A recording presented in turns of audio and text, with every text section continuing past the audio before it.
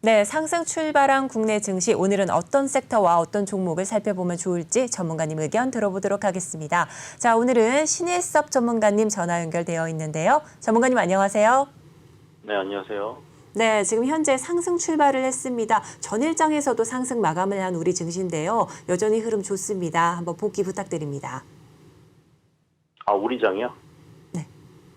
네, 국내 지금 장이 뭐 상승폭이 크진 않은데 네. 미국 장이 계속 이제 반등을 하고 있기 때문에 네, 조금 따라가는 것 같긴 합니다. 네. 근데 뭐 역시 우리나라 기업의 그 위상 자체가 미국에 상장되는 기업과 똑같지 않기 때문에 반등폭이 똑같이 나오지가 않죠. 삼성전자가 만약에 뭐 TSMC라던가 지금 뭐 인텔이나 뭐 퀄컴 이런 그 어떤 저기를 갖고 있었다면은 더 올랐을 텐데 뭐 많이 오르진 않습니다. 삼성전자의 어떤 한계가 있기 때문에 네. 그 대신에 지금 어쨌든 반등세가 조금 눈에 꺾이는 차트가 꺾이는 흐름까지 보일 정도로 비슷하게 올라왔기 때문에 네. 일단 안정화는 된 것 같다는 생각이 들고요. 결국 갑자기 미국 시장이 급등을 또 하니까 금융주가 오르고 하니 경기 침체기가 갑자기 좀 완화되더니 금리 인상에 따른 수혜주로 금융주가 오르고 있는 이런 그렇죠? 네. 희한합니다. 왜 이렇게 이게 바뀌는지 분명히 경기 침체 금리 인상이 급하게 돼서 경기 침체가 온다고 하더니 네. 지금은 또 갑자기 스탠스가 바뀐 것 같아요. 그게 항상 말하던 사람이 있는데 언론이 이쪽을 비쳤다 저쪽을 비쳤다는 건지 네. 아니면 기존에 말하던 사람들이 태세 전환을 하는 건지 그걸 모르겠어요. 근데 어쨌든 간에 지금 분위기가 바뀌어서 그렇죠? 그냥 분위기가 이렇게 바뀌면 또 갑자기 다른 얘기가 나오니까 네. 그래서 뭐 우리가 380달러를 얘기하던 65달러를 얘기하던 유가에 대한 흐름도 그렇게 갈리는 거 보면 네. 그렇죠? 정말 그냥 다 배제하고 볼 것만 봐야 된다는 생각이 안 그러면 너무 개인 투자자들은 휘둘릴 수밖에 없으니 그런 생각이 듭니다. 또 뭐 이러다가 또 갑자기 급격하게 꺾이면 또 금리 인상에 따른 피해가 또 와가지고 또 그 얘기가 나오겠죠. 근데 지금 그런 거에 지금 하나하나 휘둘리면은 지금 정신이 없어요. 왜냐하면 지금 경기 회복의 초반부에 어떻게 보면은 강력한 주사를 놓은 상태이기 때문에 발작이 일어나는데 그 발작에 따라서 계속 오를 때는 오른 핑계를 찾고 내릴 때는 내린 핑계를 찾다 보니 네. 내릴 때는 당연히 안 좋은 악재를 찾게 되고 올라갈 때는 호재를 갖다 붙여야 되니까 이게 근데 그 변동이 위아래 극심하고 안정적이지 않으니까 초반에는 네.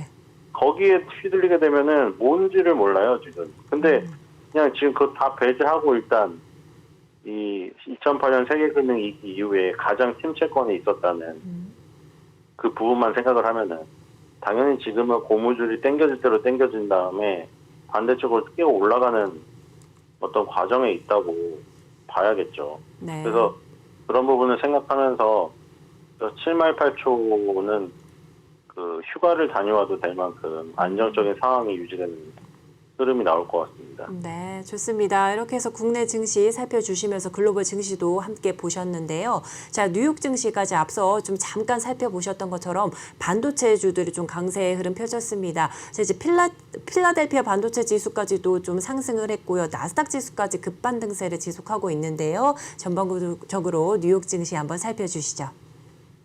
네, 필라델피아 반도체 지수의 강세가 지금 계속되고 있네요. 네. 지금 어제도 사실 4대 지수 중에 다우랑 S&P 500은 상승폭이 떨어지는 반면에 필라델피아 반도체 지수는 지금 2.5% 급등이 나왔어요. 네. 그래서 지금 반도체가 결국에 TSMC의 실적 발표가 분기점이었던 것 같고 거기서 TSMC가 실적 발표를 굉장히 강하게 하고 나니까 갑자기 그때부터 필라델피아 반도체 지수의 급반등이 시작이 됐어요. 그거를 기다리고 있었던 것 같아요. TSMC가 아무래도 지금 인텔이나 삼성전자가 이끌었던 반도체 시장의 트렌드는 지금 바뀌었거든요. 그러니까 거기에 지금 적응을 하려고 지금 삼성전자, 인텔이 몸부림을 치고 있는 거고 아무래도 대장은 지금 TSMC죠. 네. 그동안 하드웨어는 삼성전자가 메모리 반도체 낸드 플래시를 주도를 했었고 인텔 같은 경우에 CPU로 이제 인메모리 반도체, 시스템 반도체를 주도하면서 종합 반도체 기업으로서 이끌어왔는데 지금 TSMC가 완전 트렌드를 주도하잖아요. 네. 그러니까 TSM 주도하는 지금 어떤 대장의 실적을 다 바라보고 있었던 것 같아요. 반도체주들이 네. 굉장히 지지부진한 상태에서 대장이 만약에 한번 야 이거 이제 반도체 지금 부진하지 않다 실적 시장은 안 좋지 않다 선언만 해주면 뒤에 따르려고 했는데 마침 딱 선언을 해주니까 용기를 얻은 것 같아요. 그래서 필라델피아 반도체 지수의 차트랑 TSMC 차트는 거의 지금 동일하거든요. 거의 네. 유사합니다. 그리고 똑같이 움직이고 있어요. 네. 그 TSMC가 필라델피아 반도체 지수를 어떤 이끄는 선봉장의 역할을 한 것 같고, 그래서 지금 계속 이틀 연속 필라델피아 반도체 지수가 4대 지수 중에 가장 강한 모습을 보이고 있고요. 네. 이제 거의 이제 3,000에 육박하고 있습니다, 지수가. 그래서 이 지난달의 하락폭은 거의 만회를 하는 장대 양봉이 지금 출현하고 있습니다. 그래서 반도체 업황에 대해서 기대를 하게 되고요. 대신에 그게 메모리 반도체 업황은 아니죠.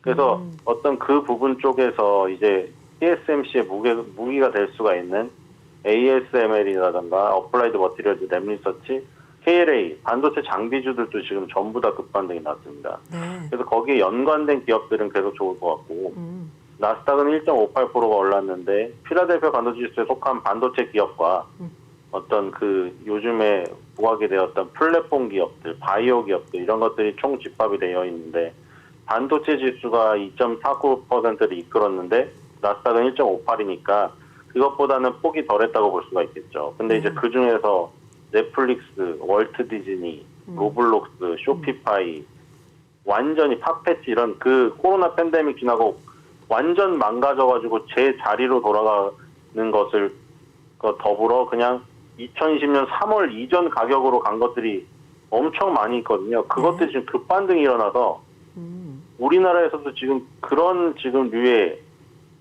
기업들이 급등을 하고 있습니다. 네. 여러분들이 그 좋아하셨던 코인 가격에 그 연동이 되는 코인 글로벌 베이스라던가 코인 거래소를 운영하는 업체들 이런 것들이 이제 전반적으로 다 오르기 있기 때문에 그런 기업들을 갖고 있으셨던 분들에게는 반가운 소식이 아닐 수가 없습니다. 그래서 우리나라 장에도 그런 식으로 영향을 미치고 있고요.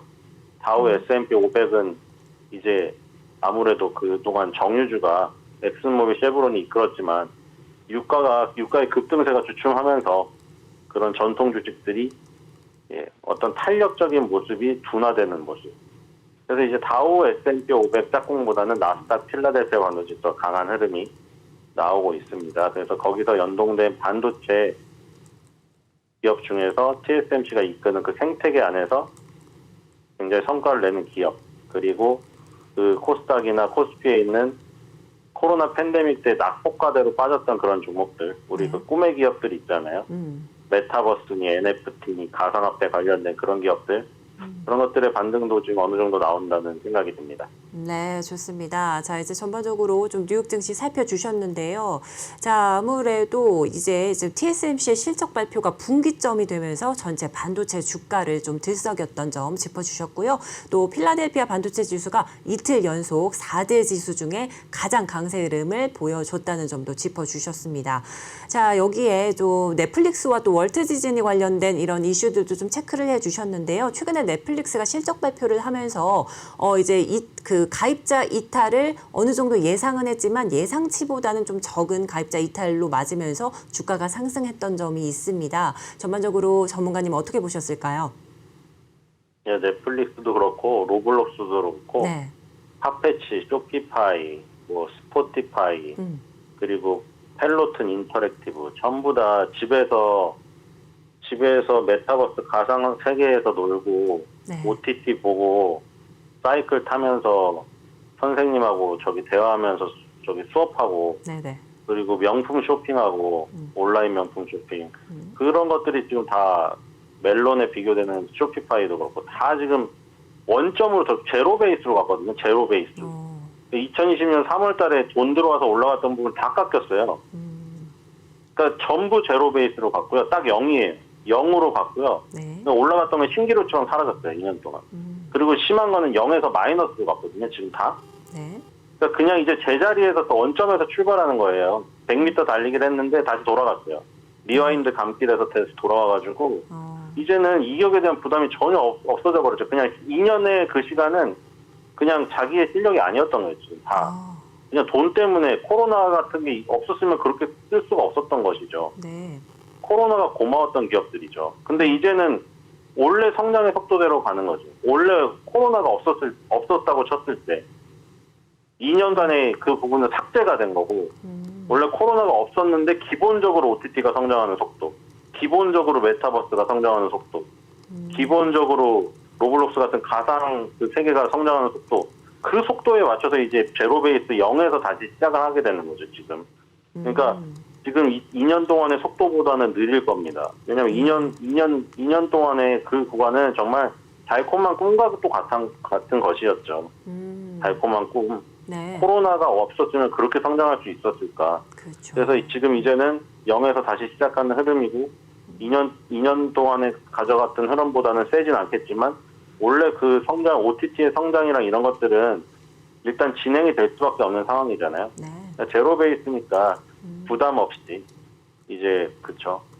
2년의 어떤 전성기를 지나서 이제는 조금 여유롭게 가는 흐름 이런 것들은 기대해 볼 수 있을 것 같습니다. 네, 그렇습니다. 팬데믹 수혜주로 좀 각광을 받았던 OTT 이 분야들 사업 부문 좀 짚어주시면서 좀 이슈 체크를 해주셨는데요. 근데 아무래도 뉴욕 증시가 지난달 초반부터 넷플릭스발 기술주 상승 랠리를 펼쳤습니다. 오늘은 과연 또 어떻게 펼쳐질지 어떤 의견이 있으실까요? 네, 뭐 이거는 크게 상승하기는 어려울 것 같다는 생각이 들죠. 네. 2년간의 상승에 우리나라도 그 보시면 아시겠지만 삼성전자, 현대차, LG전자가 그렇게 무슨 상한가가 나오고 이런 일은 인생에서 몇 번 겪지 못하는 코로나 팬데믹이라는 게 있었으니까 네. 유동성이 부어 들어가서 그렇게 일어난 것이지 그 속도에 계속 관성을 갖고 있으면은 이런 평상적인 시간이 훨씬 많은데 적응이 안 돼요. 이것도 마찬가지일 거라는 생각이 듭니다. 네. 넷플릭스라던가 로블록스 이런 것들이 2년간의 그런 어떤 맛본 다이나믹한 롤러코스터 같은 거에 익숙해져 있으면은 평상시에 그냥 회전목마 같이 돌아가는 거에 적응을 못 할 거예요. 네. 뭐 그게 회전목마 수준은 아니겠죠. 이게 신산업이니까. 근데 어쨌든 롤러코스터보다는 느려졌기 때문에 거기에 적응해야 될 필요가 있다는 생각이 듭니다. 네, 좋습니다. 이렇게 해서 전반적인 뉴욕 증시와 글로벌 이슈 체크를 해주셨는데요. 자, 그럼 국내 증시도 한번 살펴보도록 하겠습니다. 앞서 잠시 살펴주셨지만 현재 좀 상승 출발하면서 기분 좋게 랠리 펼치고 있습니다. 자, 이제 전반적으로 좀 영상 콘텐츠들 관련주들도 좀 좋은 흐름을 가져가고 있는 중인데요. 한번 살펴주시죠. 네, 넷플릭스가 오르고 로블록스가 급등하고 네. 쇼피파이가 오르고 팝배치가 오르니까 우리나라도 지금 거기에 연동된 것들이 똑같이 움직이고 있는 거죠. 네네. 지금 팝배치 같은 온라인 명품 회사들 지금 다 나락으로 팝배치는 0에서 마이너스로 갔거든요. 네. 근데 이제 온라인 명품 우리 뭐 김혜수 씨도 말이 많았지만 김혜수 씨가 말이 많은 건 아니었고 정확히 말하면 김혜수 씨가 선전하는 그 반란이라는 사이트에서 문제가 생겼었죠.